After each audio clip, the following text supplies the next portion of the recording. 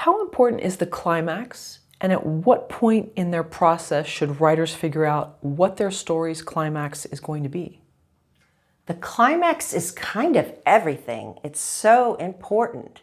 In some ways, it's what the story is. Stories can start in lots of different places, but they really can only end in one place. And they tell us what the whole story was about. So if you don't know your climax, you don't really know your story. You just have a premise. The climax is the answer to what this was all about, or it's the beginning of that. And so people come to me, I have private clients as well as I do this in my classes. They filled out their nutshell technique form. They're all excited about it. We're going through it, and I'll tell them, I'm not going to be attached to anything you say, really, until I hear your climax. You can tell me what the character wants. You can tell me the character's flaw. That's all good. But I'm flexible in my brain until I hear a climax. Because if you don't have a climax yet, or if you don't have a good one, we're going to stop. I'm going to stop right then and there. I'm going to talk with you because you don't know your story yet. We got to figure that out. And so, the definition of a great ending is that it's inevitable yet unexpected. This is attributed to Aristotle, but sometimes it's not certain that he said that, but whatever. It is, a great ending is inevitable yet unexpected. That's a pretty tall order, by the way, but that is our goal as writers, is to find an ending, and when we say ending, we really mean climax, find an ending that is inevitable yet unexpected. So when you see a movie that has a great climax, ideally, you never saw it coming, right? That's the unexpected. Once you see that moment, you can't imagine the movie any other way. That's the inevitable. So it's a very tall order. It is not an easy thing to do, but it's so important. And again, I strongly believe you don't know your story if you don't know your ending. So here's my best advice about how people can find their inevitable yet unexpected climax. Right before the climax, you want to have your protagonist should be at their crisis, their lowest moment. And they should be between a rock and a hard place. This is really important. It needs to be a rock and a hard place. Can't be a rock and a soft place. If it's a rock and a soft place, well, we know they're going to pick soft place. Or if they don't pick soft place, it's not going to make any sense to us. Why wouldn't you pick soft place if that's an option? It has to be a rock and a hard place. Two bad choices that they can't see a way out. We can't see a way out. Now, as we begin the third act, the climax is the first thing in the third act. What are they going to choose? Are they going to choose rock? Are they going to choose hard place? No, they're going to choose, and I'm going to give you a really important technical term we use in my classes. They're going to choose banana. Banana. It's not a rock. It's not a hard place. It's not even a mineral. It's a third choice you never saw coming, right? So that's what it needs to be, a third choice we never saw coming. Now, it's a third choice that we never saw coming, but it can't come out of nowhere. If it comes out of nowhere, then we'd call that, Deus ex machina, like, God machine is the term from the Greek, where, basically, something magically saves the day or comes along. It needs to be a moment. It tends to be a light bulb moment. The character, that's why it's unexpected. They didn't think of it before. They need to think of it. Only when we get them rock bottom and you've taken away all the good options, can they come up with this moment. So it's a light bulb moment. And it's typically, it's going to involve sacrifice. They can get, they get not what they want, but what they needed in this moment. So they're going to give up the thing they really thought they wanted or something like that in order to achieve the greater good. So they may sacrifice their freedom. but they're going to get the deeper thing that they needed, the more profound thing that they needed. And so this is a big step away from their flaw and towards the strength that they're going to have in the end. And really it's everything. It's, that's the moment everyone paid their money for. That's the moment, that's why people are in the theater, to see this moment. And it's not just because that moment should be exciting and fun. It's because emotionally, it's incredibly exciting for us because we didn't see it coming, and we can see the change that is happening.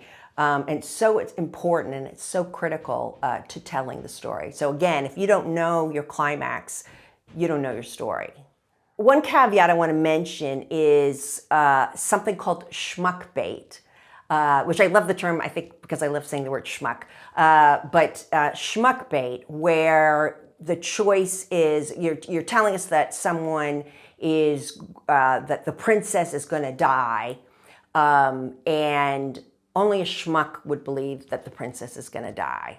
That's one usage. And then another version of schmuck bait is when it's just a really unbelievable choice that they make. That, again, only schmuck would believe that they're actually going to do that. So watch out for that it's not schmuck bait. You really want to, and it's hard. It is really hard to find that banana. But that is so important, to find that third choice we didn't see coming, but make it one that we're going to believe, that doesn't feel like schmuck bait, a deus ex machina. Let me give you one example that I see so often. I cannot tell you how many people have come to me with a story that is falls under this somewhat broad description I'm going to give you, where a person has to choose between an object, some sort of material object, something involving money, or a loved one, a family member or a love interest. Gee, what do you think they're going to choose? They're going to choose the family member, right? I saw it from the beginning. I saw it coming the moment you told me the setup in the beginning. So that is your task as a writer, is that you have to find out a way where I don't see that choice, right? It has to be a third choice I don't see. So either you're going to change the choices to something else or destroy one of the choices, but you don't want to put yourself in a corner where you told me it's, these two choices, and they're just going to choose one of those two choices, and I'm going to know it. I'm going to see it coming from there. So just to be aware of that, of setting up, finding a way to set it up so that it's a third choice we didn't see coming. Maybe there's a different option, or maybe you frame it so those weren't the two choices in the beginning. Because ultimately that's everything. Sure. So the banana is not going to be, let's say a spaceship comes down and saves someone, if that's not part of the world that's been created. It's going to be, hey, they saw someone changed a trust without the other family members, knowing, or, just like some little twist that is plausible, but we didn't really see coming, type of a thing. Yeah. So the spaceship, that's a deus ex machina kind of scenario, where the God machine, something is saving the day. And it also shouldn't be an easy choice. It can't just be like they found out a piece of information about the trust. It has to put them in a bind, right? If it's you don't want it to be easy where they can just say, well, this is illegal, and call the police and save the day, right? That's not a surprise. You want to make it so they can't call the police, that it's going to be hard, right? That they're going to have to figure out some other solution. They're going to have to make a compromise, or they're going to have to try to trick the bad guy, but in a way that is a true risk, not just something they could have done all along to save the day. It's something in this moment that they're going to take a chance on, that could fail, that has consequences, and that also they're going to lose something. They can't just do a banana is not save the day. It is try something incredibly risky that I'm going to lose things, and I'll lose maybe the respect of my family or the public, because I'm going to confess to the world I'm I was part of the scheme, but it does the greater good of bringing the bad guys down, but I'm also bringing myself down. How is the want the opposite of the crisis? Yeah, so the idea is the crisis is what happens at the 75% mark. And what we want to see is that the protagonist they will have gotten their want earlier in what happens at the 25% mark, but they're going to grow to hate the thing that they want. And so by the point of the crisis, they want the opposite of what they wanted in the beginning. And so what we're doing is we're setting up a really profound reversal, is that the character's going a full 180 degrees.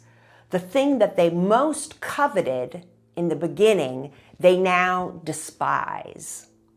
And that also contributes to their crisis, the fact that that's a low point. They don't know what to want in life. They're lost. This thing, that very often the want is something they've built their whole identity around. And now, they've decided they despise that thing. And that puts them at the rock bottom.